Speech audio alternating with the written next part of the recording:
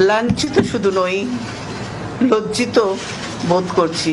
বেগম জিয়াকে বাড়ি থেকে উচ্ছেদ করার পরে তিনি একটি প্রেস কনফারেন্স করেছিলেন। সেই প্রেস কনফারেন্সে তিনি যে বক্তব্য দিয়েছেন, পরবর্তী যে ফুটেজগুলো, সেই ফুটেজগুলো আপনারা দেখবেন যে বেগম জিয়ার যে দাবি বা উনি যা বলেছিলেন সেগুলো কতটুকু অ্যাকুরেট ছিল।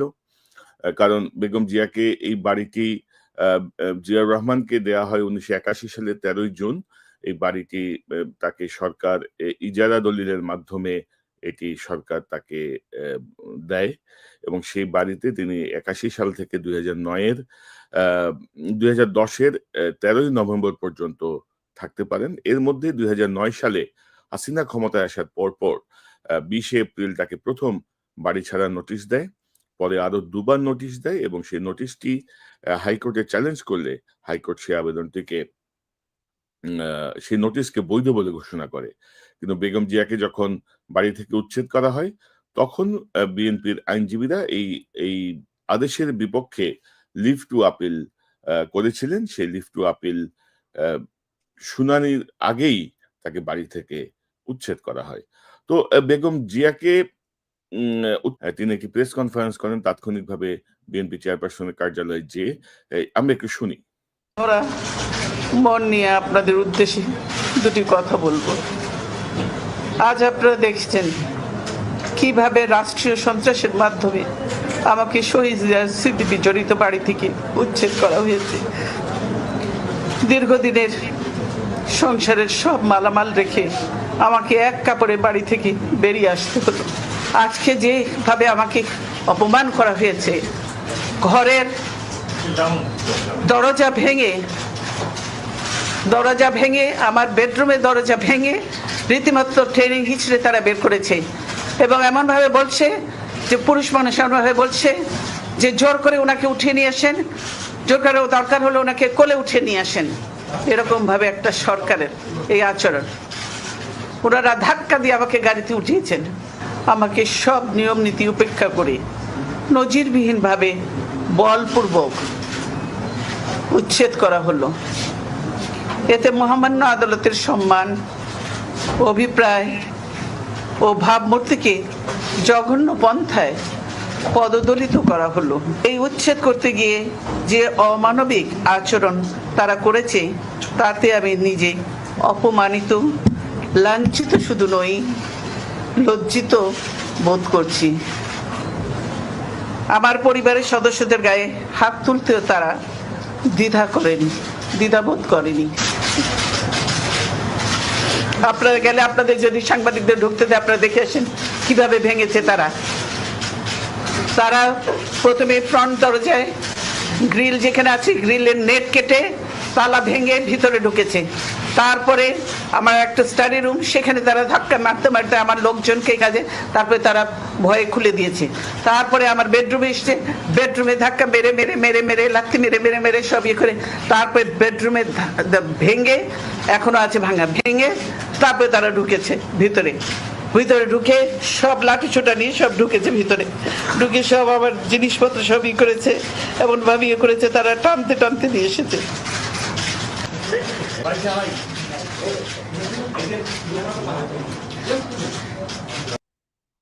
বাংলাদেশের ইতিহাসের একটা কলঙ্কজনক দিন ছিল ২০১৩ সালের ২০১০ সালের ১৩ই নভেম্বর এবং পরবর্তীতে আমরা যেটি দেখি যে গত বছরই শেখ হাসিনা, পলাতক শেখ হাসিনা, পালিয়ে যাওয়া শেখ হাসিনা, ফ্যাসিস্ট শেখ হাসিনা তার একটি বক্তব্যে প্রথম একটি চিত্র পাওয়া শুরু করি যে আসলে কি হয়েছিল, আপনারা যদি একটু দেখেন।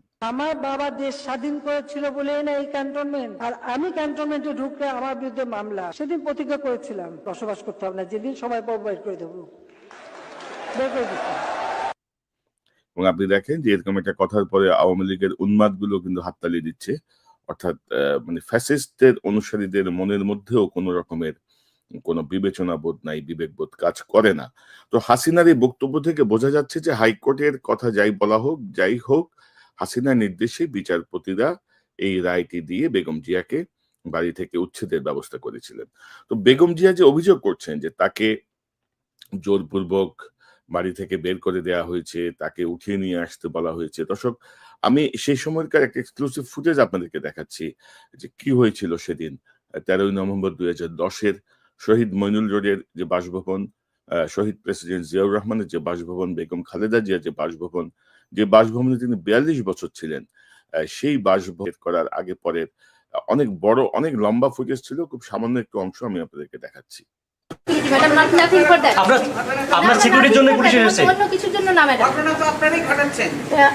আমরা বলতে কাকে আপনি ইন্ডিকেট করছেন ম্যাডাম? আমি আপনাদের সবাইকে ইন্ডিকেট করছি। হ্যাঁ, তাহলে তো আপনাকে একটু গভর্নমেন্টের যেহেতু অর্ডার আসছে, আপনাকে তাহলে একটু আসতে হবে ম্যাডাম, আমাদের একটু সহযোগিতা করতে হবে। না, সহযোগিতা আমি করতে চাই, কিন্তু আপনারা যে জিনিসটা করছেন আপনারা ভালো করছেন না। হ্যাঁ বুঝছি, কিন্তু আপনি কি চাচ্ছেন ম্যাডাম? আপনারা দরজা ভাঙছেন। ম্যাডাম আপনাকে অনেকক্ষণ বলা হয়েছে আপনাদেরকে আসতে হবে, আপনি আমাদের একটু সহযোগিতা করেন নাই। আমার সময় লাগবে, আমি বলেছি। আপনি সহযোগিতা করেন না ম্যাডাম, এই জন্য হয়তো বাধ্য হওয়া হচ্ছে। আমি সহযোগিতা সবসময় করি, আমি তো অসহযোগ আমি করি করা আছে। স্টে করা নেই ম্যাডাম, স্টে করা নেই ম্যাডাম। যদি না হতো তাহলে আমরা ডিভিশন এসে থাকলে আমরা এখানে আসতাম না, এসে থাকলে আমরা কখনোই আসতাম না। কথা আপনারা শুনেন, বেশি কথা বলছেন। আমরা বেশি কথা বলতেছি না, আমরা আমরা জেনেই বলছি। তাহলে অ্যাপ্লাই ডিভিশন সেটা নিতই না। না না নিয়েছে তারা, এবং তারা রাইটলি আদেশ দিয়েছে। না, তারা 29 তারিখ ডেট দিয়েছে। ডেট দিয়েছে শুনানির জন্য। শুনানির জন্য। এবং তো কোনো শুনানি stay করে নাই তো, স্টে করে নাই। আপনার শুনানি পর্যন্ত তো আপনাদের অপেক্ষা করতেই হবে। না, আমাদের আদেশের উপরে তো কোনো স্টে অর্ডার নেই ম্যাডাম। 12-11 তারিখে ডেট শেষ হয়ে গেছে, 1 মাস 30 দিন, যে গভর্নমেন্টকে সময় দেওয়া হয়েছিল 30 দিন, সেই 30 দিন শেষ। এখন government can take the position আপনারা অফ দ্য তো হাউস। সব জিনিস ইলিগাল করছেন। এর কোনো কিছু করতেছি কোনো না। আমার ভ্যালিড ডকুমেন্ট কোনোদিনই ইলিগাল হতে পারে না। সবকিছুই আমরা আইনসম্মতভাবেই করতেছি। আইনসম্মতভাবে আপনারা করছেন না, সব গায়ের এটা আদালতের বিষয় ম্যাডাম। এরপরে আমরা সব গায়ের জোর করতেছি। ধরে নিয়ে আসুন, ধরে নিয়ে আসুন। এই যে রাস্তাটা ক্লিয়ার করুন তো। আপনি দেখছেন বুঝতে পারছি, বলতেছে ধরে নিয়ে আসো তাদের। জি জি, আমি ওখানে ছিলাম, তো আমি জানি জিনিসটা। দেখি না, আমার এই যে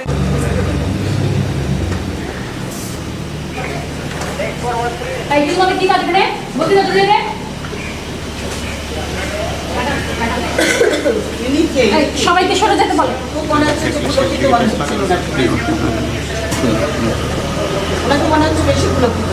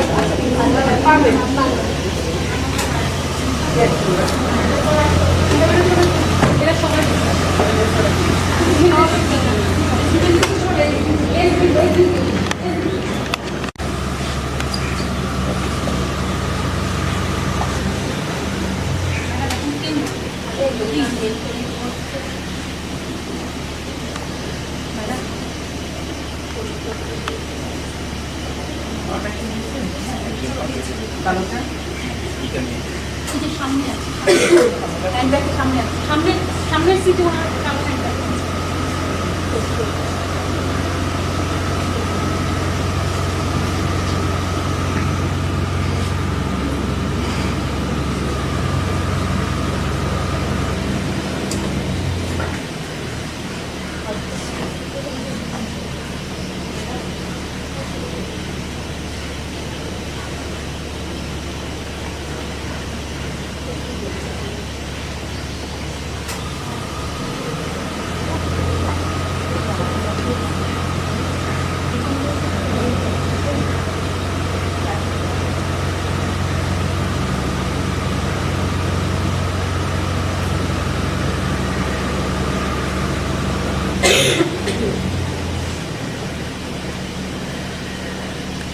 তাহলে আপনারা আমার ঘরের দরজা ভেঙে ঢুকেছেন। সব দরজা ভেঙেছেন। দরজা ভেঙে তারপরে আপনারা ঢুকেছেন। না, দরজা ভেঙেছেন না?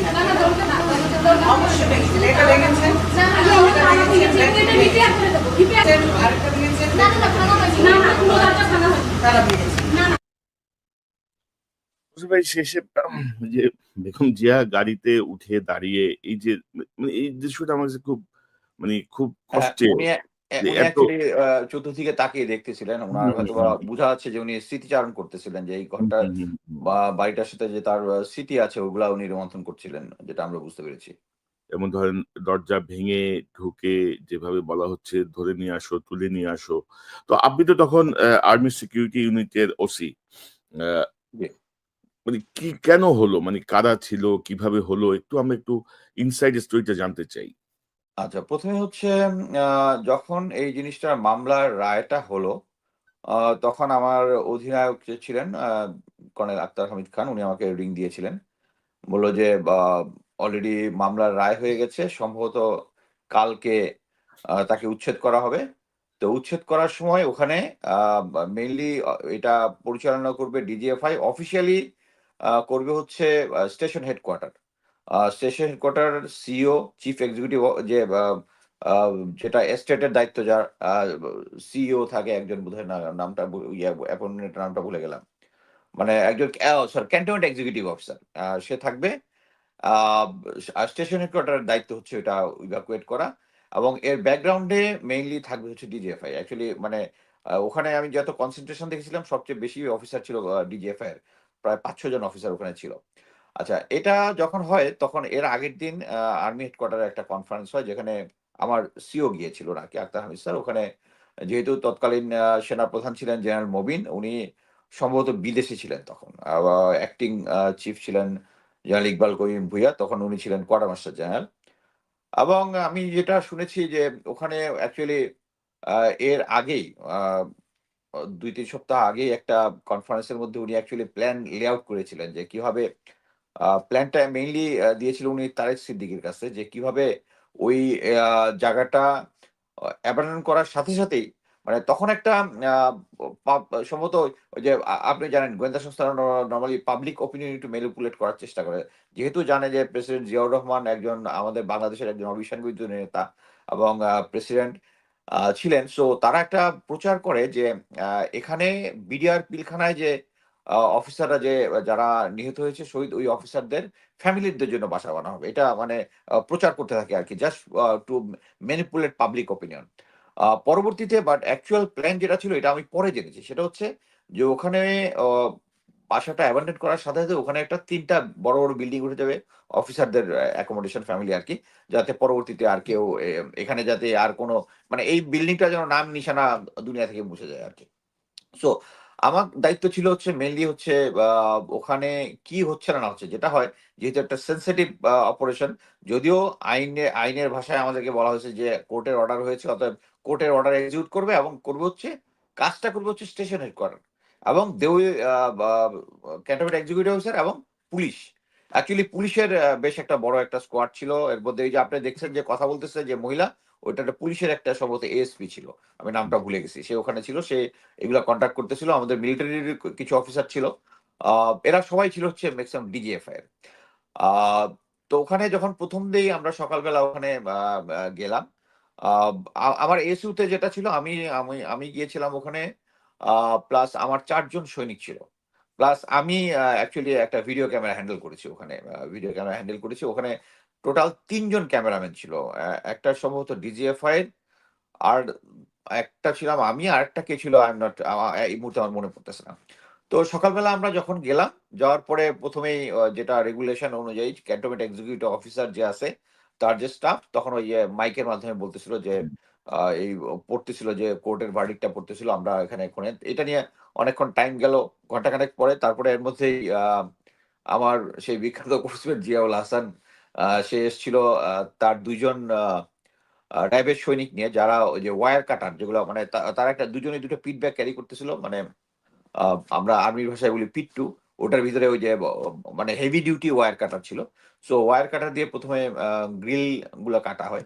গ্রিল কাটার পরে ভিতরে এক স্তর যাওয়ার পরে আবার দেখে আবার আম আ দরজাগুলা বন্ধ ছিল।